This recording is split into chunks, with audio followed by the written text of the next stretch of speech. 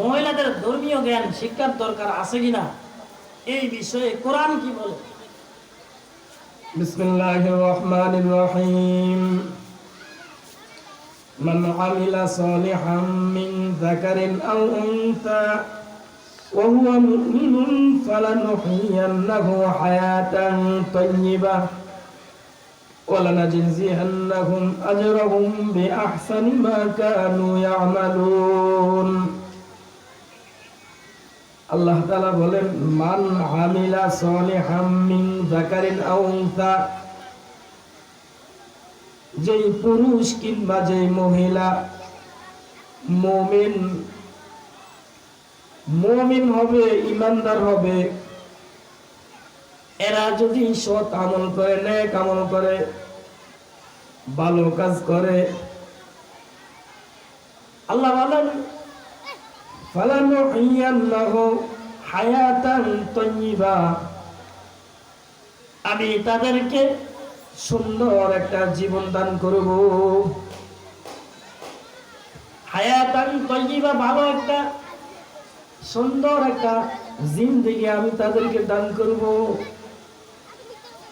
ওয়া লানাজজিয়ান্নাহুম, আর আমি তাদেরকে প্রতিদান করব, প্রতিদান দিব আজরাহুম বিআহসানি মা কানু ইয়ামালুন। প্রতিদানটা কেমন? তারা যেই আমল করত ওই আমলের অনুযায়ী, উত্তম আমলের আমি তাদেরকে উত্তম পুরস্কার দান করব। তাদের উত্তম আমল যেটা হবে ওই উত্তম আমলের আমি উত্তম পুরস্কার আমি তাদেরকে কি করব? দান করব। তাহলে এখানে পুরুষ আর মহিলা দুজনের কথাই রয়েছে। পুরুষ কিংবা মহিলা এরা যদি সৎ আমল করে আমি দুনিয়ার জগতে তাদেরকে সুন্দর একটা জিন্দেগি দান করব, আর আখিরাতে আমি তাদেরকে তাদের এই আমল অনুযায়ী উত্তম যে আমল করবে এই আমল অনুযায়ী আমি তাদেরকে উত্তম প্রতিদান দান করব। তাফসীরের ভিতরে এসেছে যে পুরুষ কিংবা মহিলা এরা যদি সৎ আমল করে, এরা মুমিন পুরুষ আর মহিলা সৎ আমল করবে, এদেরকে উত্তম প্রতিদানের ব্যাখ্যা কি? দুইটা ব্যাখ্যা রয়েছে। একটা হচ্ছে দুনিয়াতে তাদেরকে স্বাচ্ছন্দ্যময় আনন্দময় জিন্দেগি তাদেরকে দান করবে। আনন্দময় জিন্দেগি এক তাফসীর। আরেকটা হচ্ছে তারা আখিরাতে খুব আনন্দে থাকবে। আর স্মরণ রাখা উচিত, আমাদের জেনে রাখা উচিত, দুনিয়ার আনন্দ আনন্দ নয়, আখিরাতের আনন্দ হচ্ছে চিরস্থায়ী আনন্দ। দুনিয়ার জেল থেকে মুক্তি পাওয়া, এটা দুনিয়ার জেল থেকে মুক্তি পাওয়া তেমন একটা আনন্দের বিষয় নয়। আখিরাতের জেল থেকে মুক্তি পাওয়া এটা হচ্ছে কি আসল বিষয়। তাহলে দুনিয়াতে সে আনন্দময়, আল্লাহ তাআলা ওই বান্দা আর বান্দীদেরকে আনন্দময় জিন্দেগি দান করবেন, আর আখিরাতের তাদেরকে আল্লাহ তাআলা কি করবেন? ভালো একটা প্রতিদান দিবেন। এখন দুনিয়াবি আনন্দ মানে আনন্দটা কেমন? কোরআনে কারিমের 18 নম্বর পারা 3 নম্বর আয়াতে সূরা মুমিনুনের ভিতরে আল্লাহ বলেন, ওয়াল্লাযীনা হুম আনিল লাগযি মুরিদুন। আল্লাহ বলেন, মুমিন কারা? যারা হচ্ছে অনর্থক থেকে বেঁচে থাকে, যেটা দরকার নাই, জরুরত নাই, প্রয়োজন নেই, সেটা বাদ দেওয়া, সেটা করা, সে অনর্থক করা। আর যেটা জরুরত নাই, প্রয়োজন নাই, সেটা বাদ দেওয়া। কারণ قال رسول الله صلى الله عليه وسلم من حسن إسلام المرء تركه ما لا يعني। আল্লাহ রাসূল বলেন, মুমিনের সৌন্দর্য, ইসলামের সৌন্দর্য হচ্ছে অনর্থক থেকে বেঁচে থাকা। জরুরত নাই, যেই বিষয় সেই বিষয় থেকে কি থাকবে, বেঁচে থাকবে।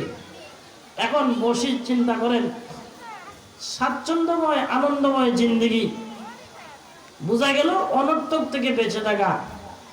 আর অনর্থক কি, সেটা জরুরি যেটা, সেটা হচ্ছে আল্লাহ আর আল্লাহর রাসূল যেটা বলবেন সেটাই জরুরি, সেটাই ইসলাম। ইসলাম যেটাকে সাপোর্ট করবে সেটাই জরুরি, সেটা পুরুষ হোক কিংবা মহিলা হোক। ইসলামে মহিলার জন্য যতটুকু করার জন্য বলছেন ততটুকুর ভিতরে থাকা, সীমাবদ্ধ থাকা, সেটাই ইসলাম। ইসলামে রাসূল যতটুকু বলছেন মহিলা কিংবা পুরুষের জন্য সেটাই ইসলাম। ইসলাম থেকে বেরিয়ে যাওয়া সেটা হচ্ছে অনর্থক, সেটা সেটা হচ্ছে কি অনর্থক। আবার মান আমিলা সালিহা, যেই নারী কিংবা পুরুষ নেক সৎ আমল করে, সৎ কাকে বলে, বা যেহেতু আপনাদের মহিলা মাহফিল, সত্যি নারী কাকে বলে? عن أبي هريرة رضي الله عنه قال قال رسول الله صلى الله عليه وسلم خير نساء ركبن الإبل صالح نساء قريش। আল্লাহ রাসূল বলেন, পৃথিবীতে যত মহিলা আমার বান্দি রয়েছে তার মধ্যে সতী নারী হলো আমার কুরাইশ মহিলারা। কুরাইশ বংশের যে মহিলা রয়েছে এরা হচ্ছে সতী নারী। আহনা ও আলা ওয়ালাদিন ফি সিগারিহি, তারা ছোটকাল থেকে তাদের সন্তানের জন্য স্নেহ হয়, ভালোবাসা দেয়, সন্তানদেরকে আদর যত্ন করে, খুব ভালোবাসে, সন্তানদেরকে লালন পালন করে। ও আমার মা বোনেরা শুনে রাখেন, শুধু সন্তানকে লেখাপড়া করান এটাই শেষ না, সন্তান হাফেজ হবে, আলেম হবে, হাফেজা হবে, আলেম হবে, টাকা পয়সা খরচ করবেন, মাদ্রাসায় যাবে আর আসবে, এটাতেই সীমাবদ্ধ না।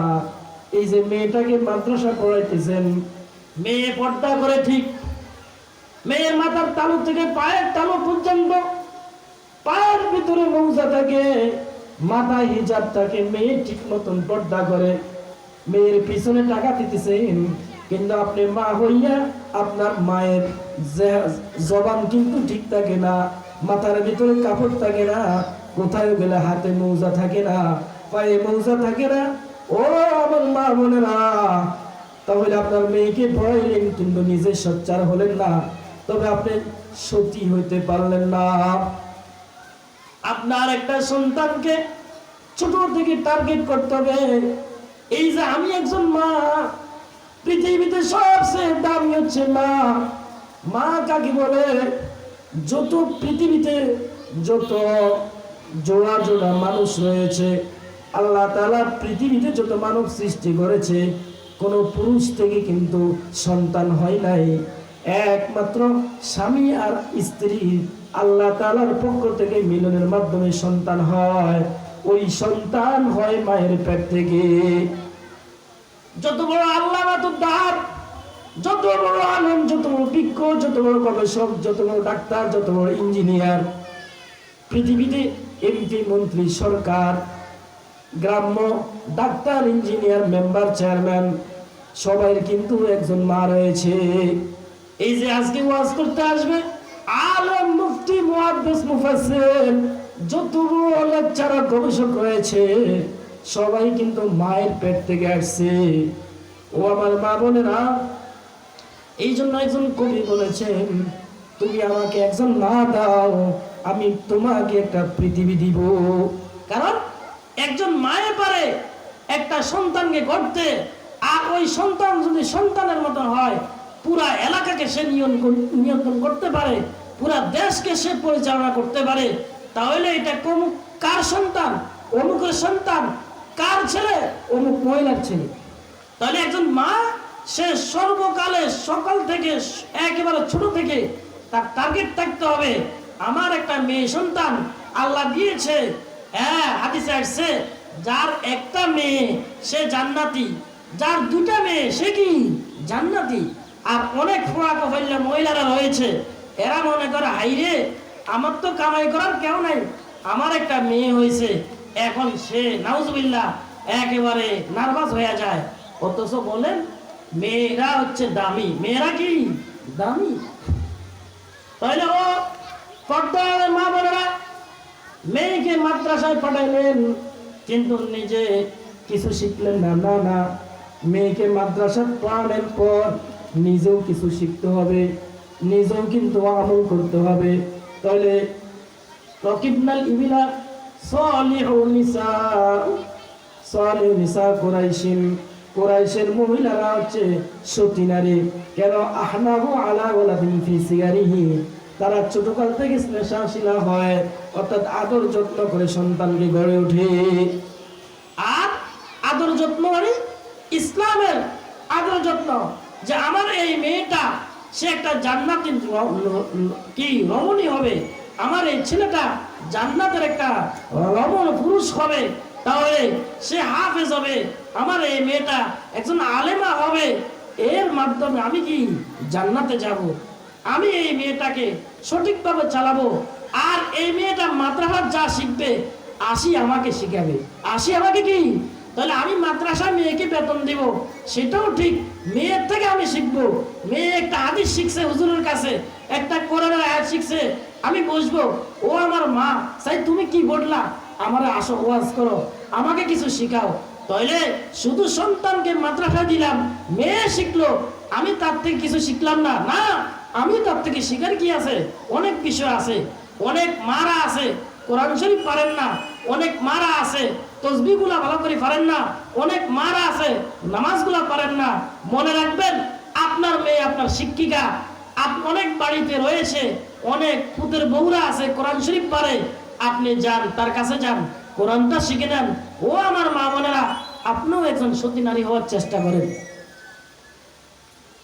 তাহলে ওয়ারআহু আলা ওয়ালাদিন ফি সিগারি, আহনাহু আলা ওয়ালাদিন ফি সিগারি, এক নাম্বার হচ্ছে তারা সন্তানদের প্রতি স্নেহশীলা হতো, আদর যত্ন করত। আর ওয়ারআহু ফি যাওজিন ফি যাতি ইয়াদিহি, আর দুই নাম্বার স্বামীর সম্পদের হেফাজত করত।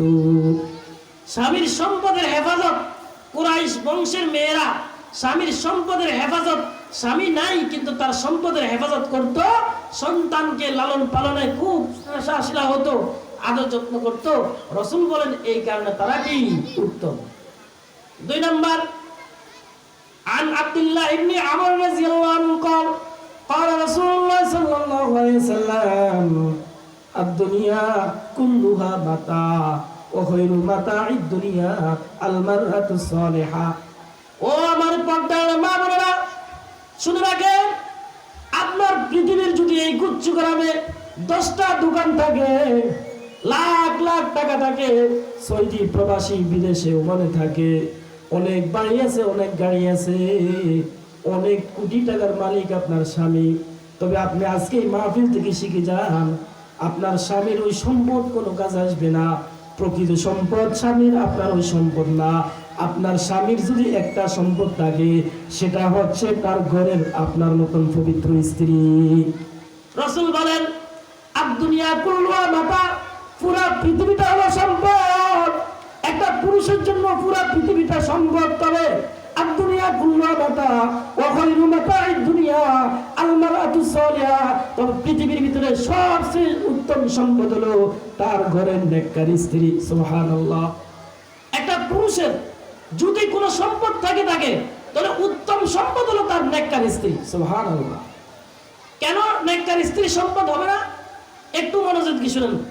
قال রাসূলুল্লাহ সাল্লাল্লাহু আলাইহি সাল্লাম, রাসূল বলেন যখন কোনো স্ত্রী মারা যায়, ওয়াজাউজুহা আনহা রাজিন, এই মুহূর্তে তার স্বামী যদি খুশি থাকে, স্ত্রী মারা গেল কিন্তু স্বামী কি খুশি, রাসূল বলেন ওয়াজাউজুহা আনহা রাজিন দাখালাতিল জান্নাহ।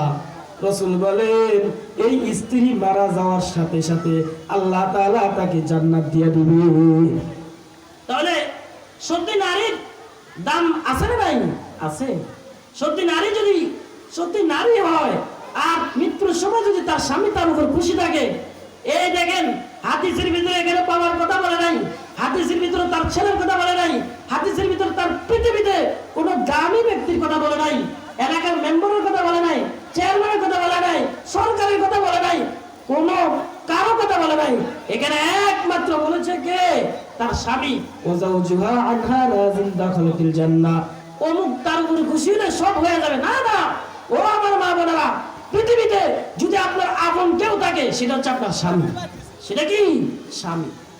যদি আপনি মারার সময় যদি আপনার স্বামী খুশি থাকে, রাসূল বলেন দাখালাতিল জান্নাহ, তাহলে এটা আপনি একটা সম্পদ তার জন্য। এখন রাসূল বলেন আরেক জায়গায়, কি বলেন? যে পর্দার মা বোনদেরকে রাসূল বলেন সতী নারীর পরিচয় কি? عن أمامة رضي الله عنه قال قال رسول الله صلى الله عليه وسلم يقول أنه يقول ما استفاد المؤمن, রাসূল বলেন কোন মুমিন উপকার করতে পারে না, উপকৃত হতে পারে না একমাত্র একটা তার নেককার স্ত্রী ছাড়া। বাদা তাকওয়াল্লাহি, আল্লাহকে ভয় করার পর, আল্লাহকে ভয় করার পর একজন মুমিন পুরুষের জন্য যদি অন্য কোনো কিছু থাকে সম্পদ হিসাবে, আনন্দ হিসাবে, সেটা হচ্ছে তার নেককার স্ত্রী। নেককার কি? স্ত্রী। কেন? রাসূল বলেন ইন আমারাহা, যখন তাকে হুকুম করে, স্বামী যখন তার স্ত্রী কোনো একটা হুকুম করে, নির্দেশ দেয়, তাহলে আতআতহু, সাথে সাথে স্ত্রী তার ওই স্বামীর নির্দেশকে পুরা করে। হাদিসের ব্যাখ্যা অন্য জায়গায় লিখেছে, রাসূল বলেন কোন স্বামী যখন তার স্ত্রীকে ডাকে, আর যদি চুলার উপরে দুধও থাকে, ওই দুধ প্রয়োজনে পড়ে যাক, তারপরেও কিন্তু স্বামীর ডাকে সাড়া দিতে হবে। অথচ আমাদের অনেক দুর্বল মহিলারা রাত্রে বেলা, যেহেতু মহিলা মাহফিল এই জন্য বলতেছি, এগুলো আপনাদের শিখার দরকার আছে। আপনারা কথা শুনেন না, মনে রাখবেন আপনি শিক্ষিত হইতে পারেন, আপনার স্বামী অশিক্ষিত, আপনি সুন্দর হইতে পারেন, আপনার স্বামী কালো হইতে পারে, কিন্তু কখনো আপনি স্বামীর ঊর্ধ্বে নয়, এটা আপনি মাথায় রাখতে হবে। আপনি কি এটা মনে করছেন স্বামী সারা পৃথিবীতে আপনার কোনো মূল্য নাই? কোনো মূল্য নাই। যার স্বামী নেই তাকে জিজ্ঞাসা করেন তার কি পরিস্থিতি, ওই সন্তানদেরকে জিজ্ঞাসা করেন যাদের বাবা নাই তাদের কি পরিস্থিতি।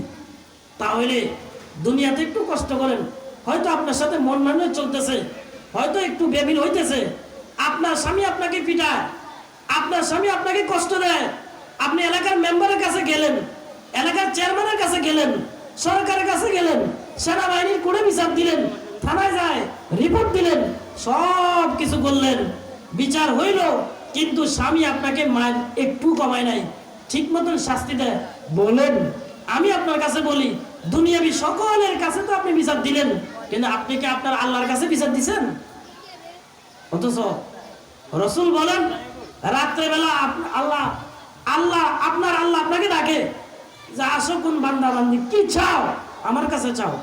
আপনি তো সবার কাছে বললেন, আল্লাহর কাছে বলেন, ও আল্লাহ পৃথিবীতে আমার কেউ নাই, আমার আপন আমার স্বামী। ও আল্লাহ আমার স্বামী তাস খেলায়, ও আল্লাহ আমার স্বামী জুয়া খেলায়, ও আল্লাহ আমার স্বামী মোদি, ও আল্লাহ আমার স্বামী ভিন্ন কাজে সম্পর্ক, আমার স্বামী অন্য মহিলার সাথে সম্পর্ক, আমার 2টা বাচ্চা আছে, 3টা বাচ্চা আছে, ও আল্লাহ আমার হক নষ্ট করতেছে আমার স্বামী। এমন এলাকাতে অনেক স্বামী কি আছে। আপনি আল্লাহর কাছে বলেন, আপনি 5 ওয়াক্ত নামাজটা পড়েন, মাগরিবের নামাজে পড়েন, মাগরিব নামাজ পড়ে 2-4 রাকাত নামাজ পড়ে আল্লাহর কাছে কান্নাকাটি করেন, ও আল্লাহ তুমি আমার স্বামীকে ঠিক করে দাও। স্বামী ঘরে গেলে তার পায়ের কাছে পড়েন, তার পা ধরে বলেন, ও আমার স্বামী পৃথিবীতে আর কেউ নাই, তুমি আমার আপন, তুমি যদি নষ্ট হও তো আমার দুনিয়াও শেষ, আখিরাতও কি শেষ।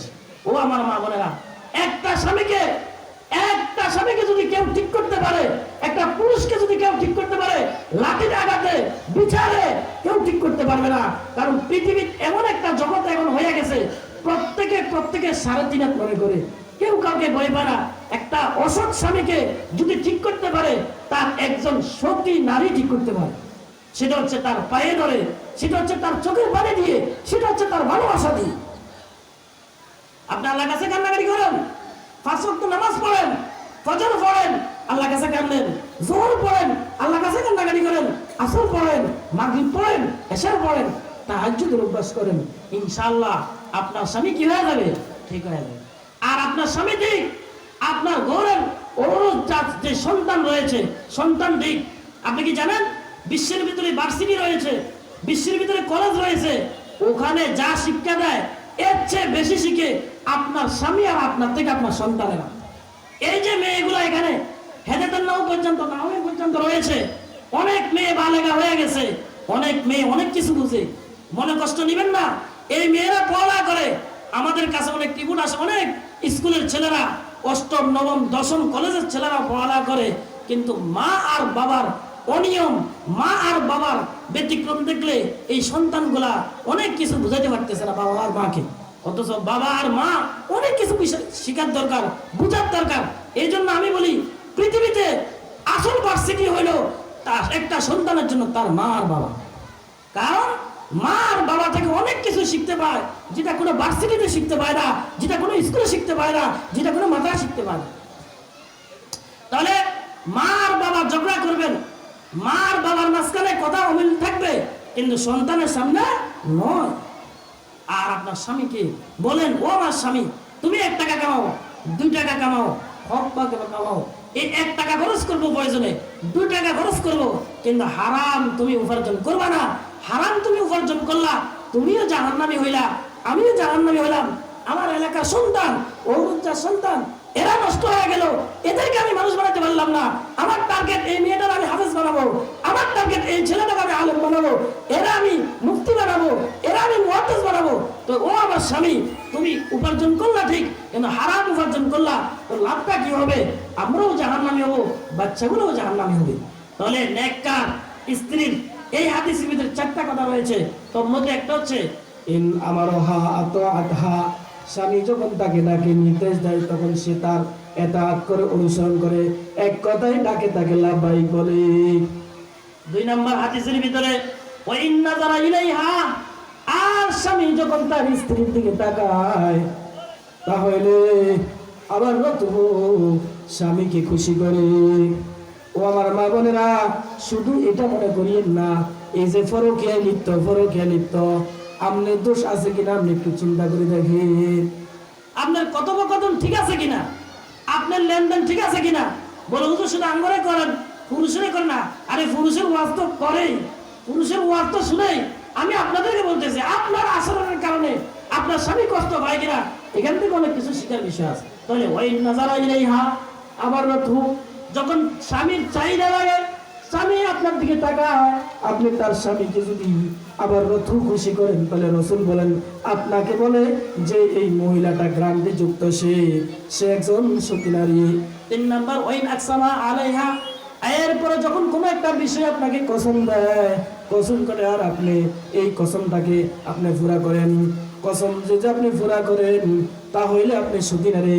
আর ওয়াইন গাবা আলাইহা, 4 নাম্বার হচ্ছে স্বামী আপনার ওমানে, স্বামী আপনার প্রবেশে, স্বামী আপনার সৈনিতে, স্বামী আপনার গুচ্ছকারাম বাজারে ব্যবসা করে, আমানত রেখে গেছে আপনার ঘরে। আপনি একজন আমানত, কিন্তু আপনি মোবাইলে পরকীয়া লিপ্ত। একটা রিক্সা চালাও, আপনার স্বামী বাজারে ব্যবসায়ী, কিন্তু আপনি রিক্সার চালকের সাথে সম্পর্ক। আপনার স্বামী ওমানে, কিন্তু আপনি একটা খারাপ আপনার স্বামীর চেয়ে লম্পট, বদমাশ, চরিত্রহীনা এর সাথে আপনি সম্পর্ক করেন। অথচ আপনার ঘরের ভিতরে 2টা বাচ্চা রয়েছে, 3টা বাচ্চা রয়েছে, এদের জীবনের দিকে আপনি তাকান না।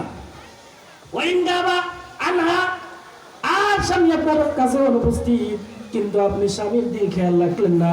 মনে রাখেন, এই দুনিয়ার স্বাদ অল্প কয়দিনের জন্য, এই জিন্দিগি কিন্তু এমন জিন্দিগি না।